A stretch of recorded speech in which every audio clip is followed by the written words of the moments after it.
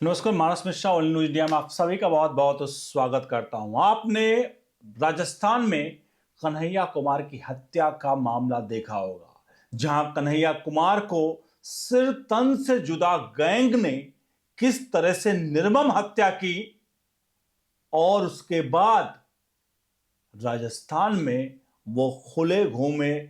उसके बाद उनको जमानत तक मिल गई। क्या क्या हुआ आप सबने देखा। यानी कि जो लोग इस तरह के कृत्य करते हैं, महज नूपुर शर्मा के बयान को सपोर्ट करने के नाम पर लोगों के धड़ से मतलब सिर को अलग कर दिया जाएगा, सर तन से जुदा के नारे लगेंगे।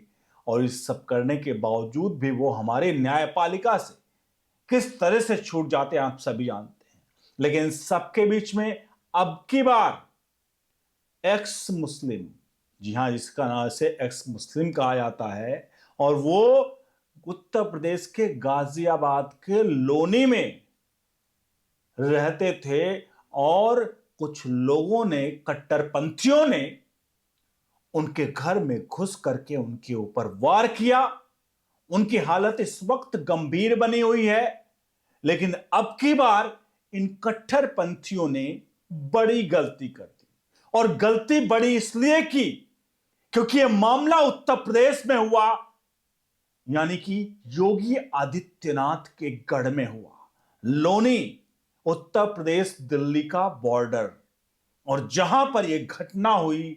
और अब इस घटना का जो अपडेट है वो कम से कम उन कट्टरपंथियों की रूह कपाने वाली है।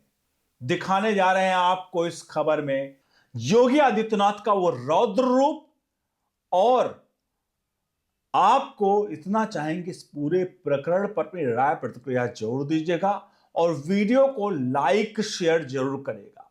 क्या इस तरह की हत्या का कोई भी समर्थन कर सकता है? एक बार इसके बारे में जरूर लिखिए। और योगी आदित्यनाथ जो कुछ कर रहे हैं, आपको लगता है कि क्या राजस्थान के कन्हैया कुमार जैसा हाल क्या उत्तर प्रदेश में जो एक्स मुस्लिम के ऊपर हमला करने वालों का, क्या वो बच पाएंगे? आपको लगता है कि योगी आदित्यनाथ के चंगुल से बचेंगे?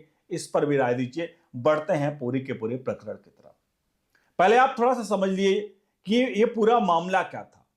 एक्स मुस्लिम जिसे कहा जाता है, वो पहले मुस्लिम थे और मुस्लिम छोड़ करके अपना मतलब मुस्लिम धर्म छोड़ दिया था, और उसके बारे में अपनी जो मुस्लिम धर्म है उसके बारे में खुलकर अपनी राय रखते थे। उसकी अच्छाइयां, उसके बारे में जो भी चीजें हैं वो लोगों को बताते थे। यूट्यूब चैनल उनका था, उस पर अपनी खुली राय रखते थे। लेकिन सबके बीच में घटना 27 फरवरी की है। 27 फरवरी को सुबह के वक्त वो लोनी के अपने घर, ऑफिस जो भी उनका था, वहां पर थे।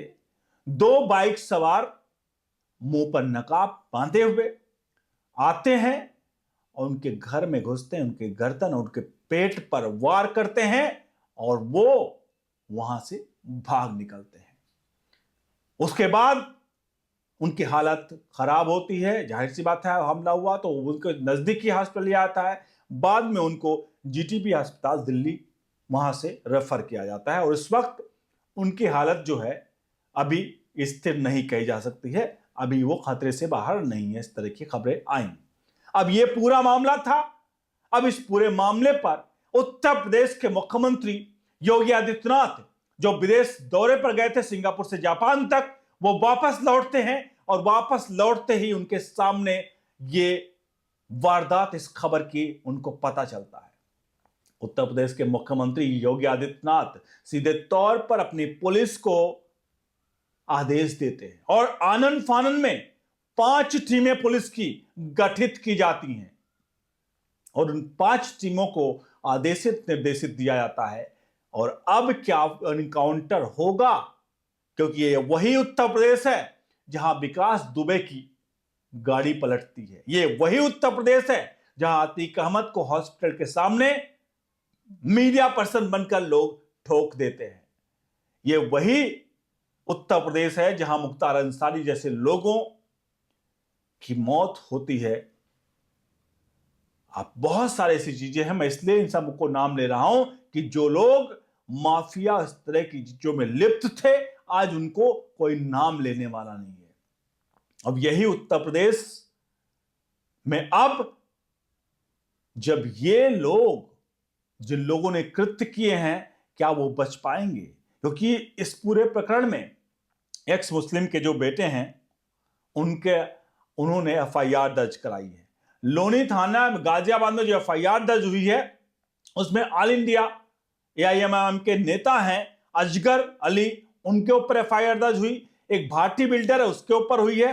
अशरफ, शाहरुख और सोनू, 5 लोगों के खिलाफ नामजद एफआईआर यहां पर हुई है। सीसीटीवी फुटेज सब कुछ खंगाले जा रहे हैं, लेकिन एक बात तो तय है कि भैया एनकाउंटर तो होगा, क्योंकि ये लोग, पता है कि कोर्ट में जाकर ये लोग बरी हो जाते हैं। और योगी आदित्यनाथ के राज में ऐसे लोग, जो लोग अपने आप को माफिया, डॉन और गुंडा समझते हैं, उन लोगों का इलाज कोर्ट नहीं कर पाता। क्योंकि हमारे देश के कोर्ट में क्या होता है, कन्हैया कुमार के केस में देखिए क्या हुआ। जिसको घर घुस करके वहां पर हत्या की गई, गला रेता गया, उनको मारने वाले जो लोग थे आज खुले घूम रहे हैं। तो आपको लगता है कि उत्तर प्रदेश की पुलिस एक्स मुस्लिम पर हमला करने वाले जो हैं उनको क्या बख्शेगी? क्या उनको कोर्ट में प्रोड्यूस करेगी? आपको क्या लगता है कि कोर्ट में प्रोड्यूस होंगे? और क्या इनको कोर्ट में प्रोड्यूस किया जाना चाहिए कि हमारे देश की कोर्ट कहे कि क्या हुआ? कुछ तो नहीं हुआ, क्योंकि सबूत ऐसे पेश किए जाते हैं कोर्ट के सामने, कोर्ट कहती है क्या हुआ? कुछ नहीं, हमला ही तो था। बाकायदे दो बेचारे जाते हैं और थोड़ा सा हल्का सा चाकू मार के चले आते हैं, यही तो होगा। उसके बाद कहेंगे कि कन्हैया कुमार के केस में भी कहा गया था कि नूपुर शर्मा के बयान से लोग आहत हुए, इसलिए सर तन से जुदा गैंग एक्टिव हुआ। अब आपको लगता है कि उत्तर प्रदेश में योगी आदित्यनाथ इस तरह की चीजें देखना चाहेंगे? 5 पुलिस टीमों को एक्टिव किया गया है, और जाहिर सी बात है ऐसी चीजें, एनकाउंटर, उनको पकड़ो और ठोक दो वाली नीति जो है वो अब यहां पर लागू होनी चाहिए या नहीं होनी चाहिए? क्योंकि आपको बता दें, उत्तर प्रदेश के मुख्यमंत्री योगी आदित्यनाथ इस मामले का संपूर्ण रूप से संज्ञान लिया है। उन्होंने पुलिस को सख्त और त्वरित कार्रवाई के निर्देश दिए हैं। उन्होंने कहा कि राज्य में कानून व्यवस्था बनाए रखना प्राथमिकता है, और ऐसे में इस तरह के लोगों की, कोई भी ऐसे हमलों की कोई जगह उत्तर प्रदेश में नहीं है। अपराधियों को जल्द गिरफ्तार करो, निष्पक्ष जांच के तब करो, पूरा सच सामने आना चाहिए। अफसरों को यह निर्देशित किया गया है। यह है पूरी की पूरी घटना, यह है पूरा का पूरा जो इस एक्स मुस्लिम के मामले में जो चीजें आई हैं। तो आपको लगता है क्या कि ये लोग अब पुलिस हिरासत में आएंगे, कोर्ट में पहुंचेंगे, या पुलिस की गोली के शिकार होंगे? क्योंकि उत्तर प्रदेश है साहब, यहां आम लोगों का फूल मालाओं से और फूल बारिश की जाती है, और जितने माफिया और जिस तरह के लोग हैं, कट्टर विचारधारा लोगों का, उन लोगों के साथ क्या होगा ये सिर्फ आप उनसे पूछिए जो बरेली में आई लव के नारे लगा रहे थे, जो बहुत सारी जगहों पर कट्टरता से भरे हुए लोगों के साथ क्या क्या हुआ आप सब जानते हैं। तो आप बताइए कि आखिर इस पूरे प्रकरण में क्या होने जा रहा है। बने रहिए ओनली न्यूज इंडिया के साथ। बहुत बहुत धन्यवाद।